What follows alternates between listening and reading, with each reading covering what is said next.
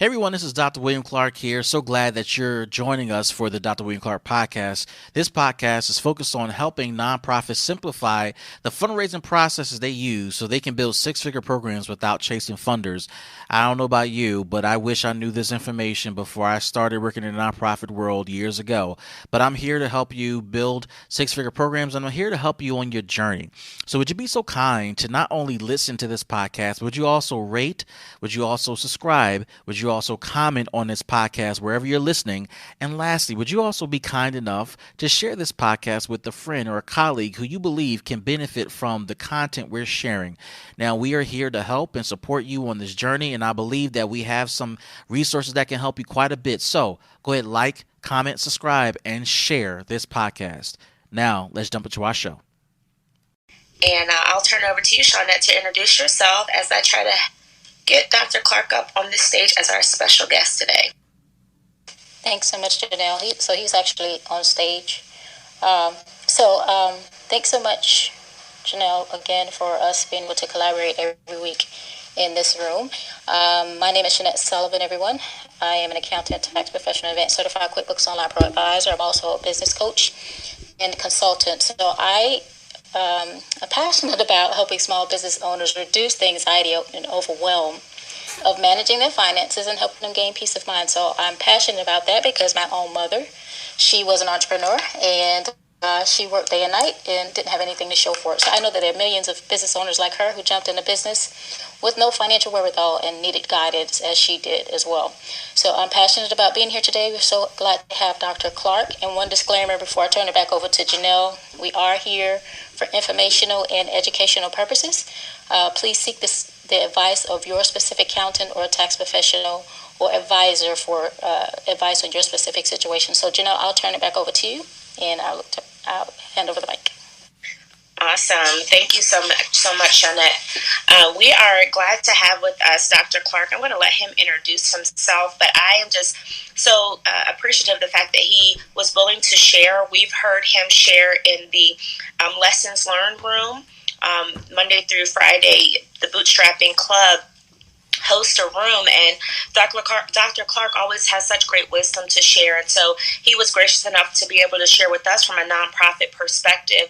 We will go for about 10 minutes and then allow for a reset of the room, see if there's any questions that anyone has they want to ask Dr. Clark directly. We would love to have you on this stage, but I'm going to turn the mic over to Dr. Clark so he can introduce ourselves and get us going into this topic of fundraising. So Dr. Clark, you have the mic.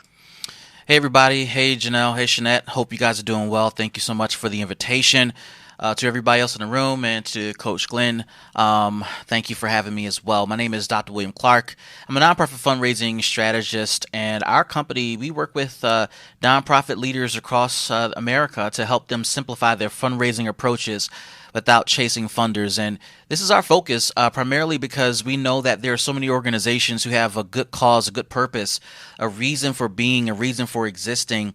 And unfortunately, a lot of these organizations struggle to figure out how to raise money and what strategies to utilize to make that a reality. So we spend time with our clients, helping them figure that out. We come alongside them, developing strategies that make sense for them and align with their core competency.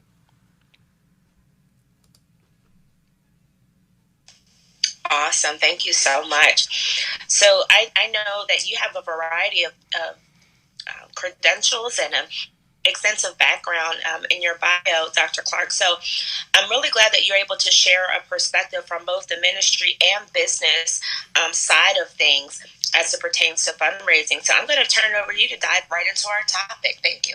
Absolutely. So just a little bit more about me. I am classically trained in the area of leadership and strategy. I have a master's and doctorate degree in those areas, and I graduated from Regent University with a doctorate of strategic leadership.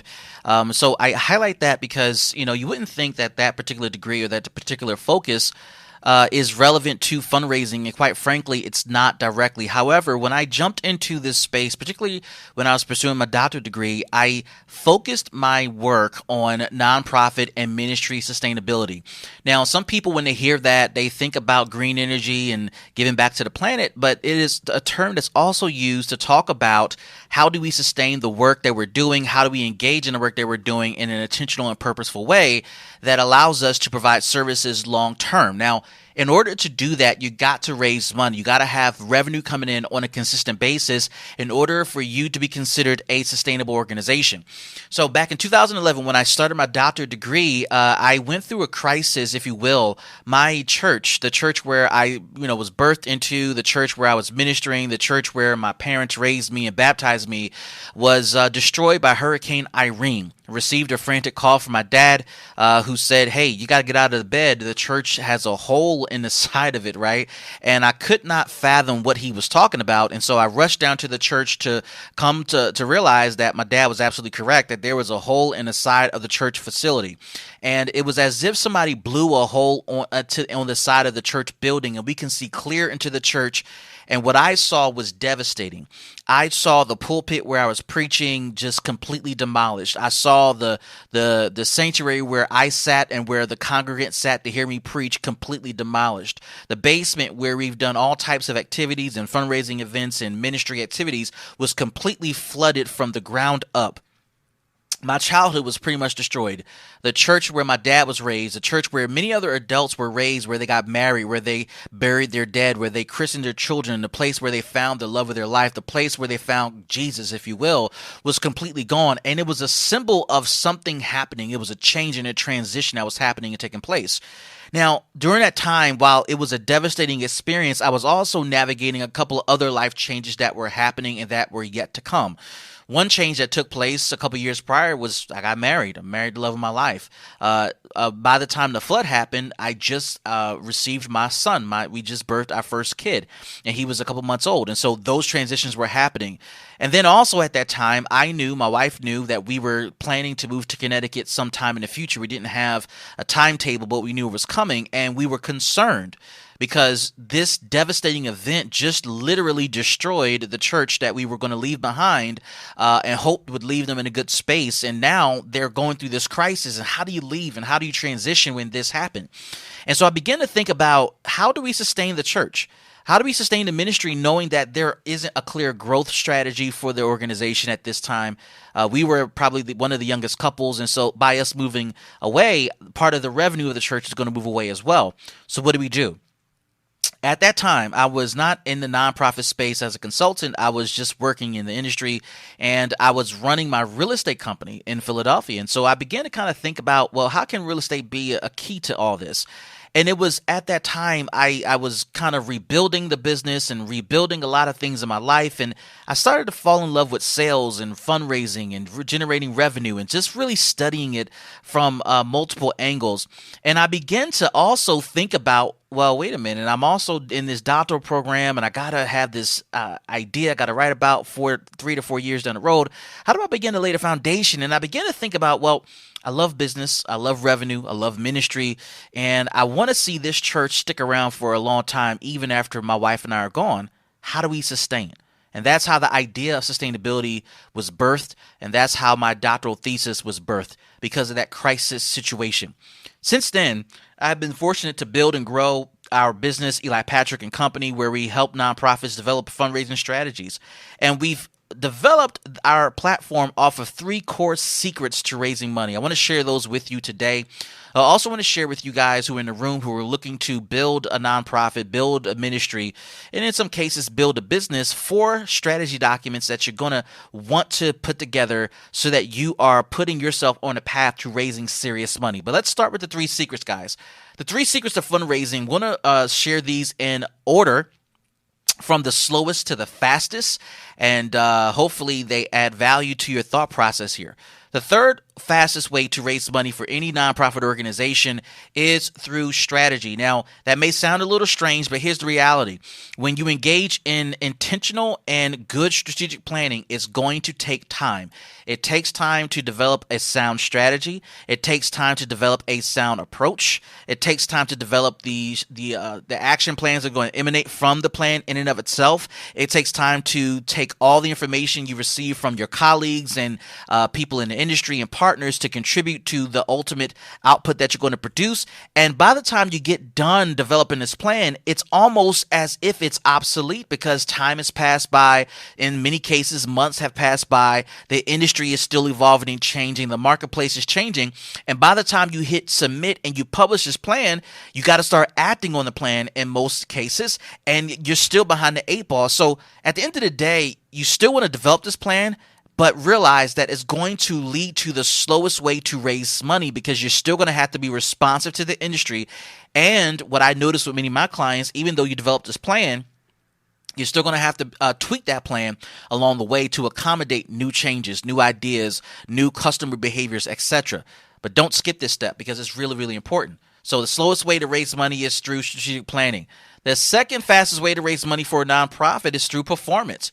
If you want to unlock money, and do it at a warp speed in our industry, you have to have results. And results are really, really key. It's key for mature organizations like the one I lead. It's key for my clients.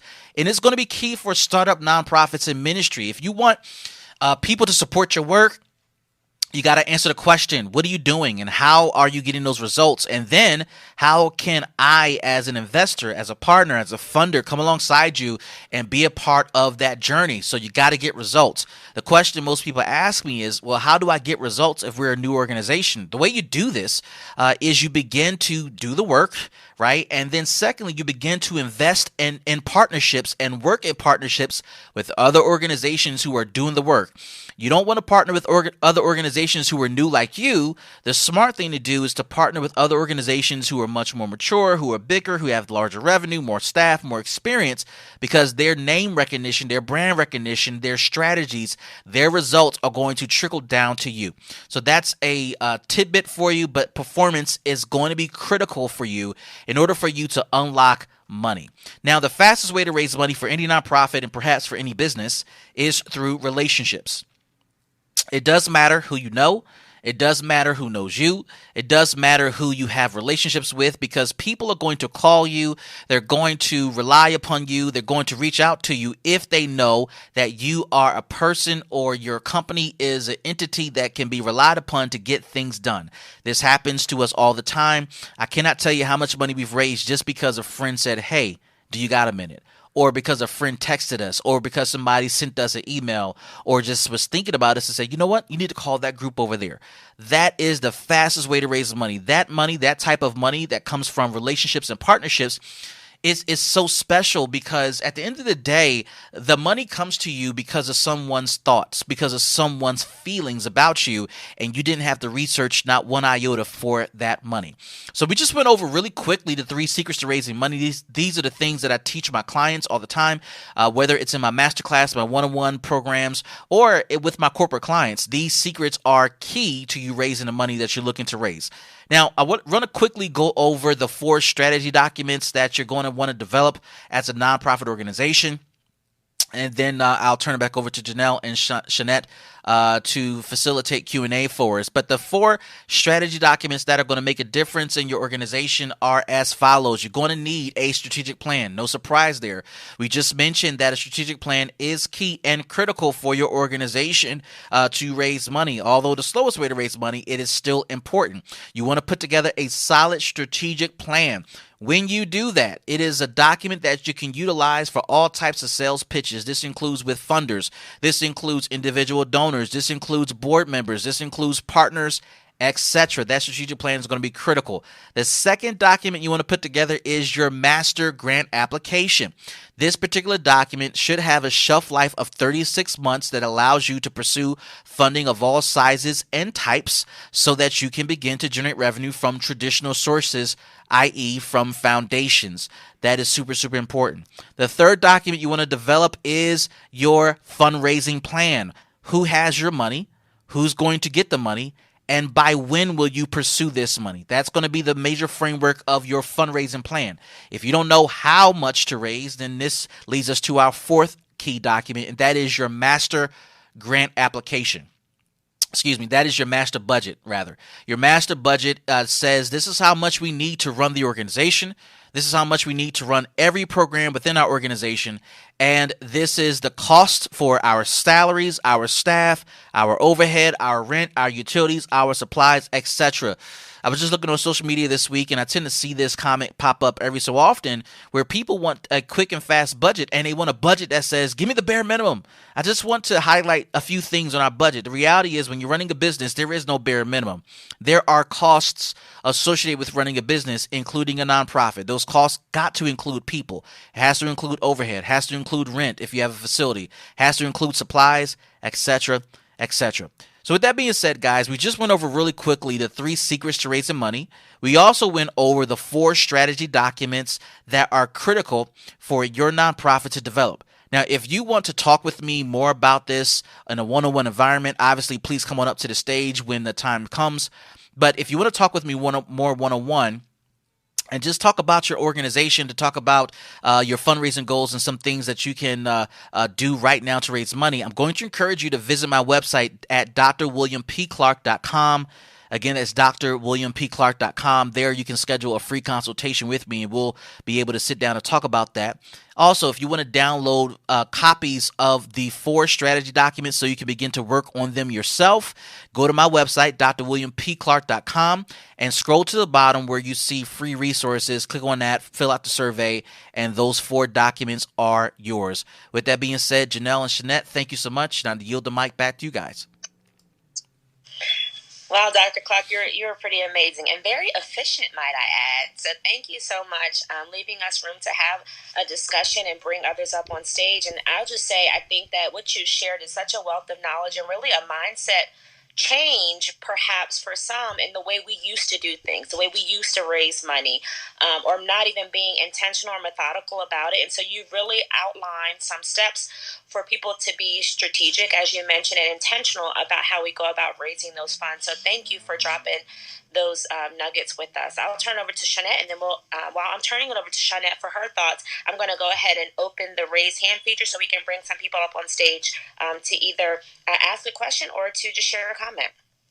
Thanks so much, Janelle. So thanks so much, Dr. Clark, for sharing that information. I actually wish I knew you or had contact with you a few years ago when my husband was a nonprofit, because I saw his organization, although it was a national organization, his organization struggled year after year because there was no funding, and they depended on the funding of the United Way and different organizations of that sort that are sought after when there's a bulk of income and a bulk of organizations seeking the same pool of money. So I really wish that I had contacted you years ago, but I'm sure that we will contact you soon. I'll have him contact you soon whenever he decides to launch his own nonprofit. So thank you so much. Absolutely.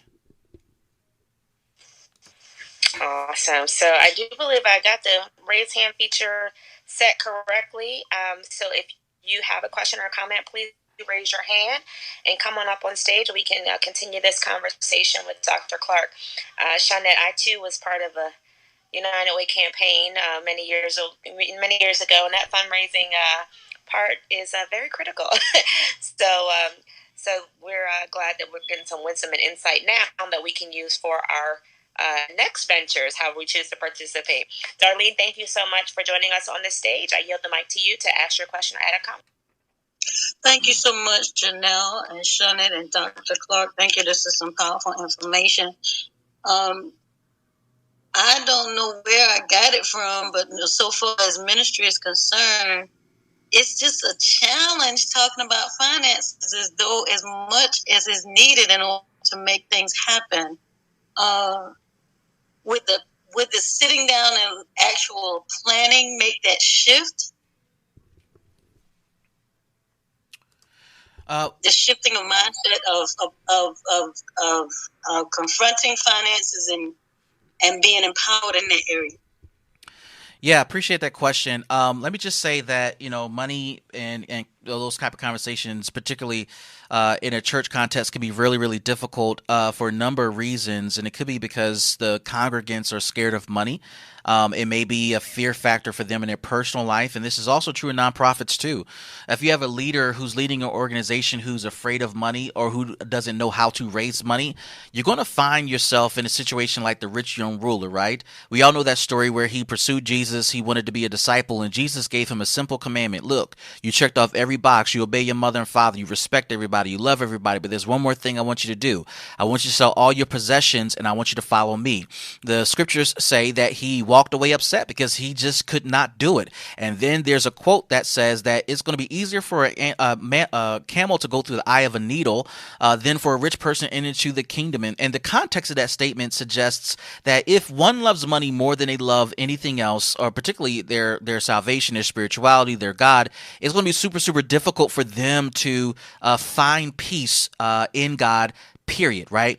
One of the things I speculate, and this is not scripturally founded, this is something that I've speculated, so please don't take this as gospel, but what I've speculated about that story is that when you have somebody who does not know how to raise money or make money, they will always have that same response as the rich young ruler.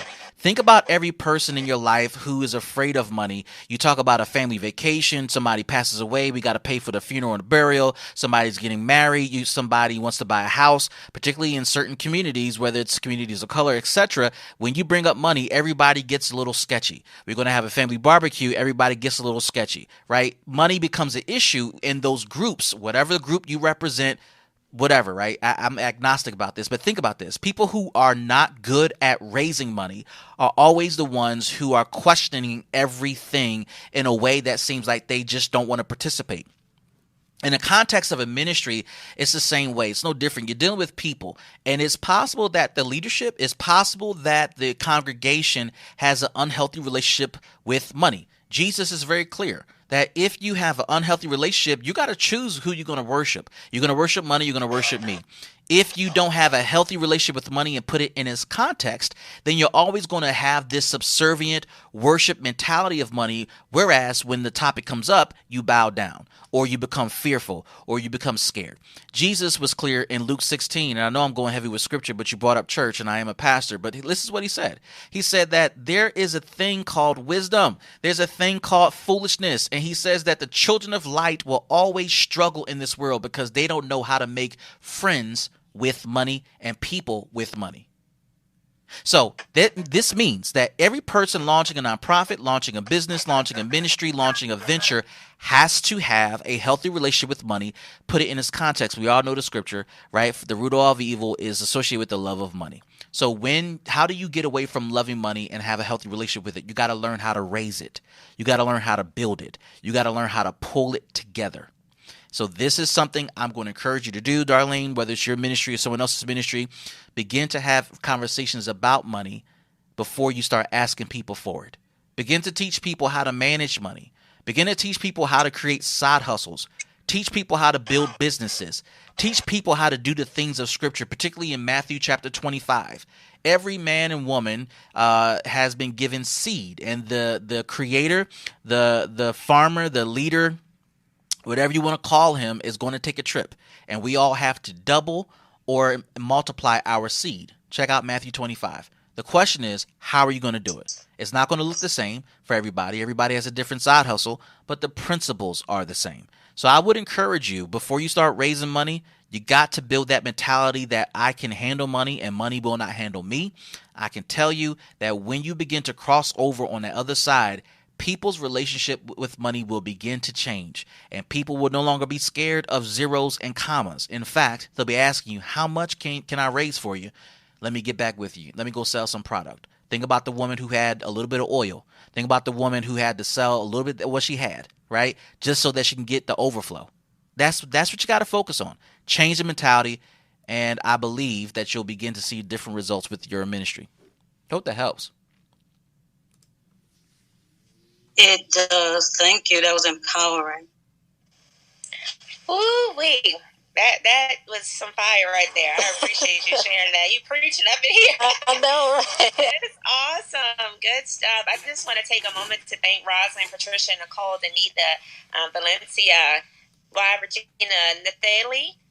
Yashika, Rhoda, Dr. Eliza, and Tracy, thank y'all for joining us in the room today. Dr. Clark has been dropping some wisdom with us in regards to raising money for your nonprofit, but also he's just wrapped up talking about having a healthy relationship with money. I think it's just so imperative as we change our mindset and really just grasp hold of the principles that work, whether it's in ministry, whether it's in a nonprofit or a business, these principles work. So thank you so much, Dr. Clark. We do have some more time for some questions or comments, so feel free to raise your hand. We'll bring you up to the stage to further this discussion.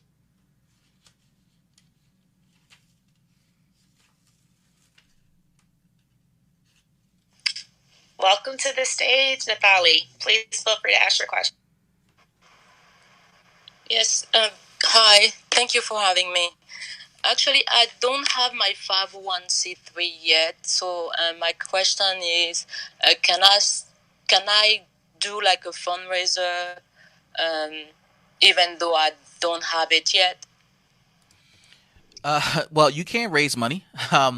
The question is, can you raise money and have these funds raised become tax deductible from your donors? The answer is no, unless your application is in processing with the IRS. Okay, so if you're looking to raise money and encourage folks to give a tax deductible donation, you got to have an application that's in process.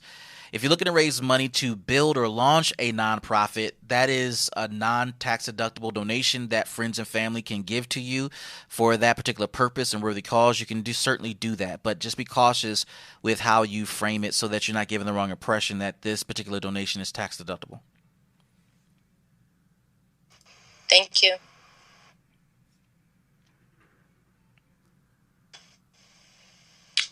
Anyone else?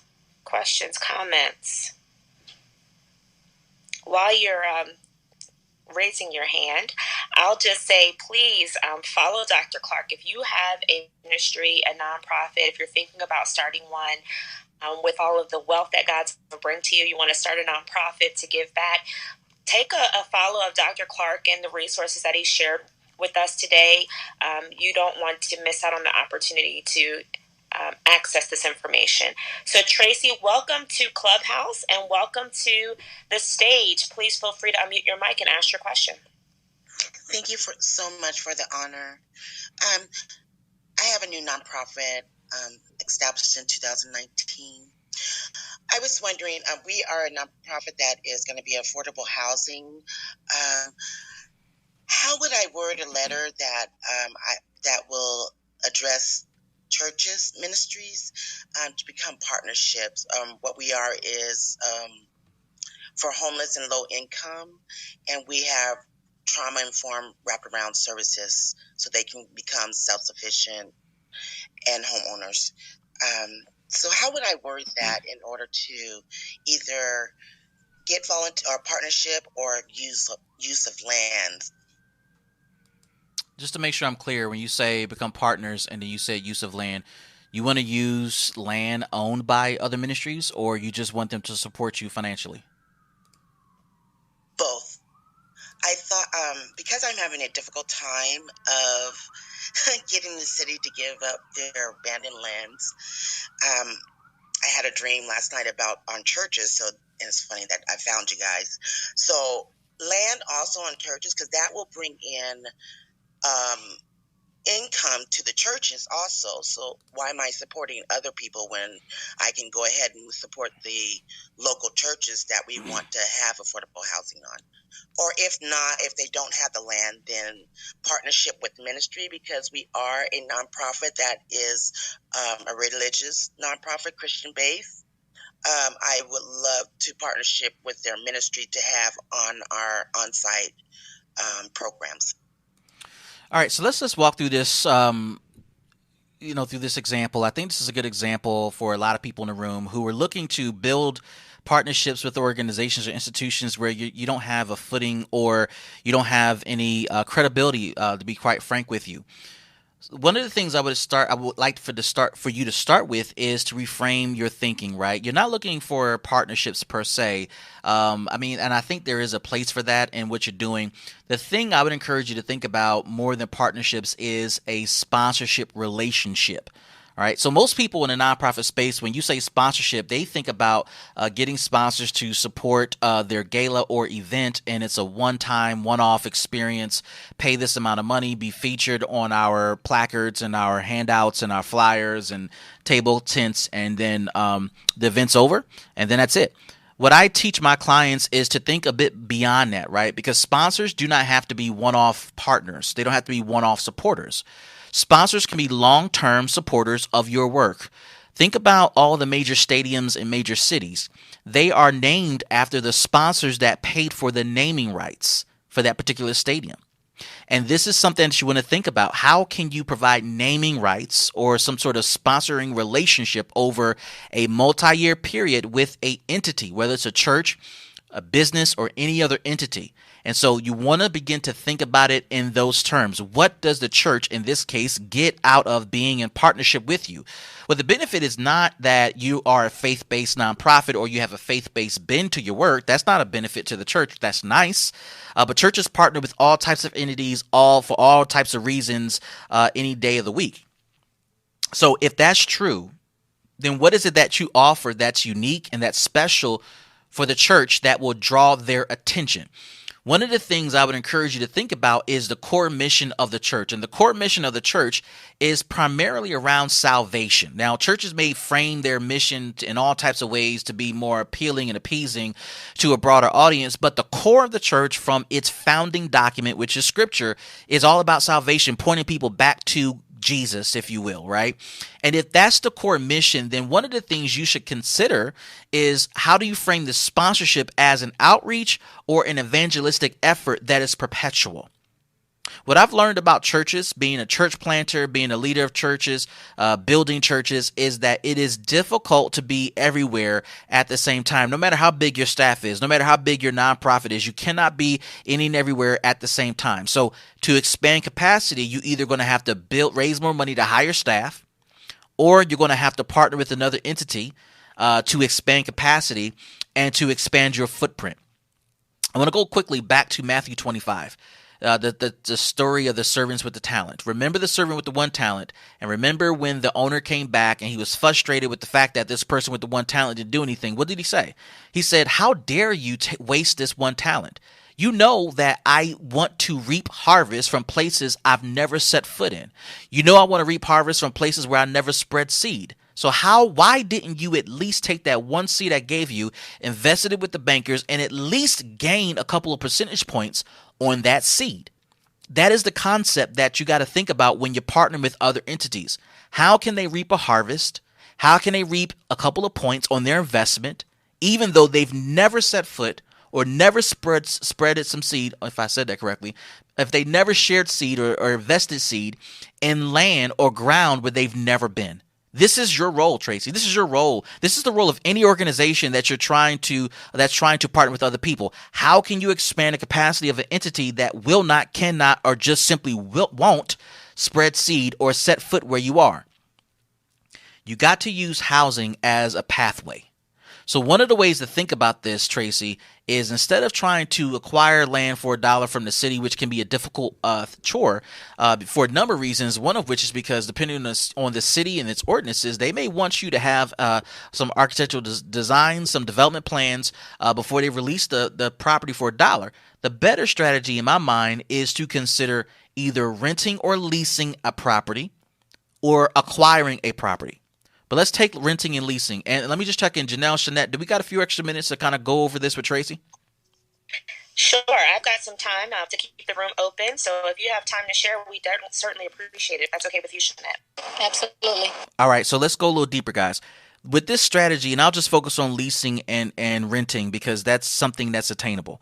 If you're trying to provide affordable housing for a targeted audience and you're trying to provide a safe environment where they're going to receive not only affordable housing, a clean place to live and wraparound support services or case management or therapy, etc., one of the most inexpensive ways to do this is to get into a lease of a home or a lease of an apartment or a lease of apartments.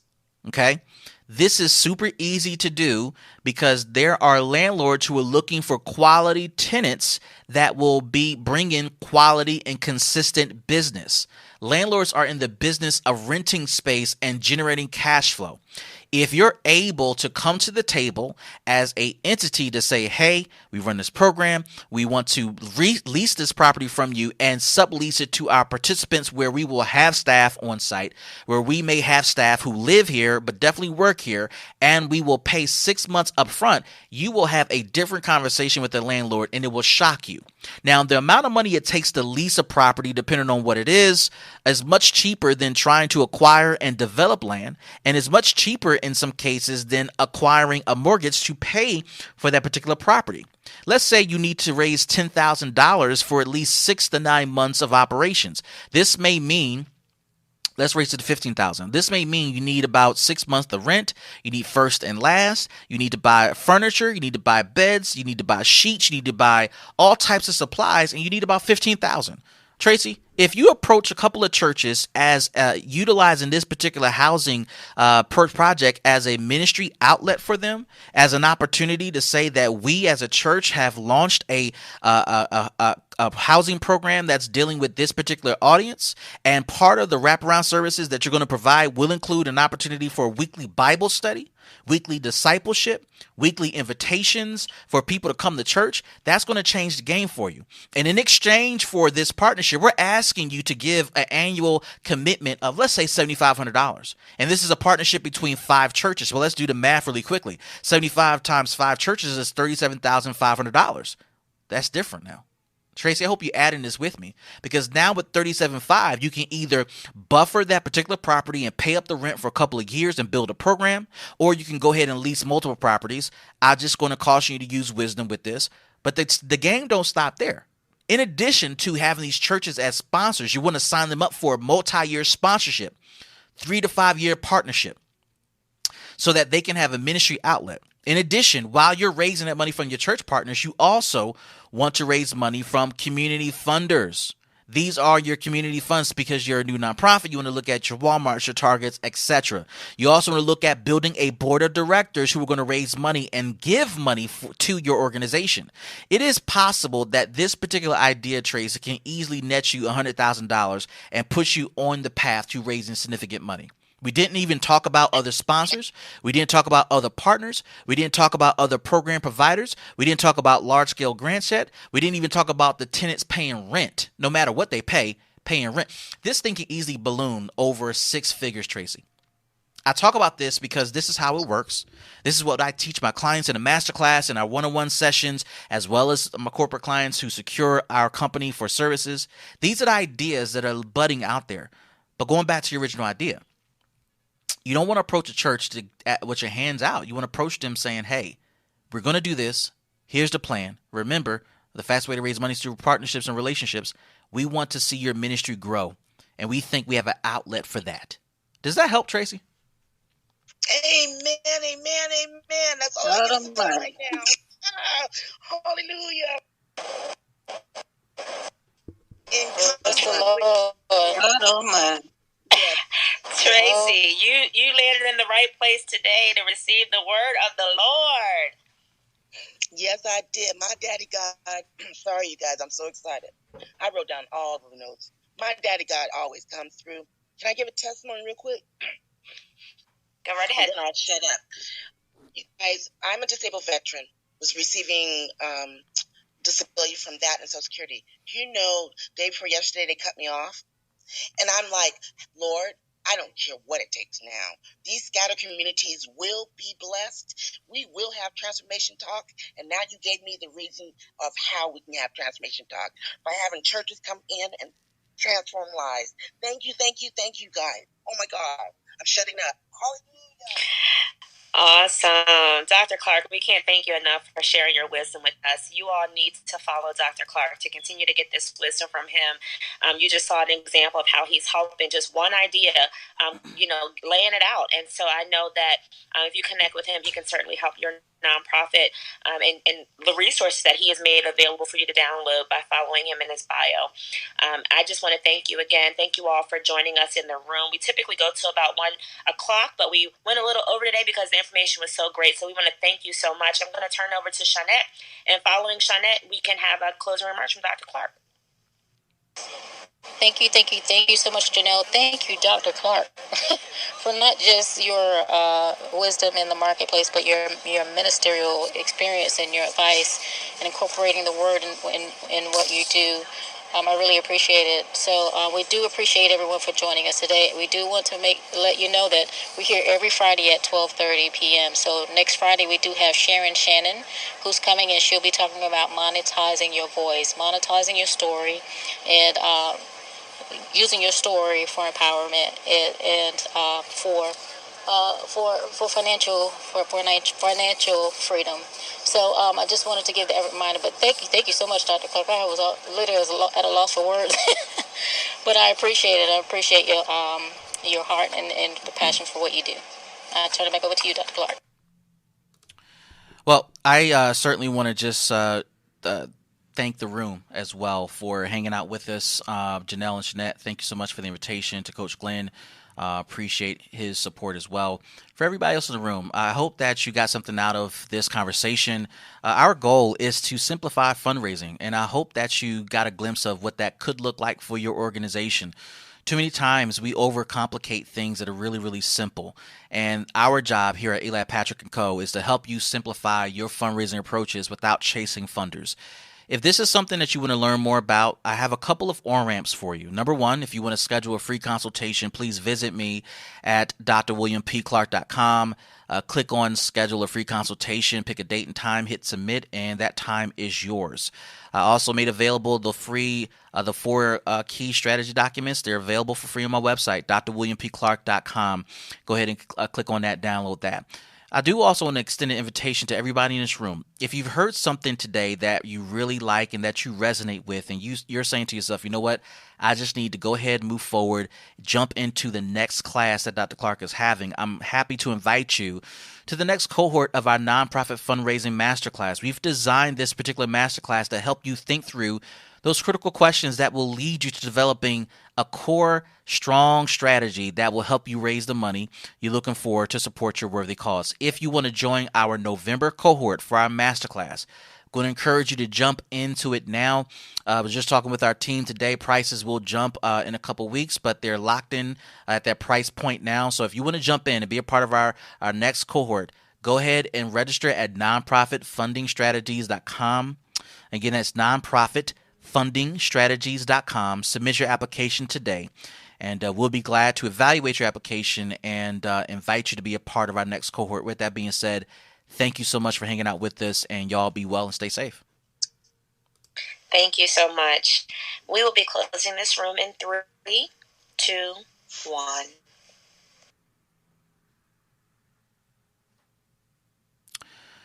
So, guys, it was super great to share this recording with you guys. I hope that you learned something.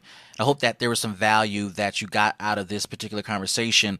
And my hope is that this ongoing learning experience will help you on your journey to raise money for your worthy cause and to help you reach the goals that you have. And I got to tell you, as we often say here in the podcast, as often we say it in the nonprofit fundraising library here and in our masterclasses, there are clients waiting for you to do what you got to do. And they're waiting for you to open your doors. They're waiting for you to remain open. They're waiting for you to provide services.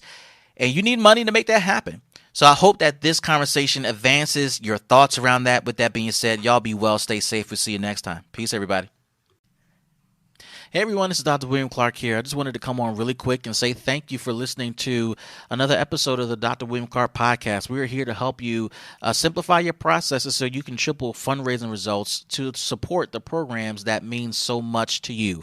Would you be so kind to like, comment, and share this particular podcast? We are indebted to you for being faithful listeners to this particular podcast show, and we want to continue to spread this message to other people who can benefit from it. So please share this podcast episode and entire show with your colleagues, your friends, and people who you know can benefit from this.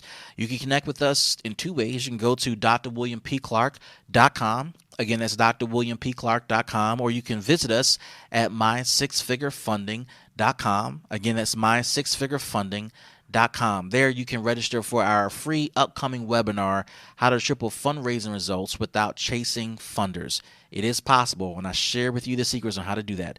Thanks again. We'll see you in the next episode.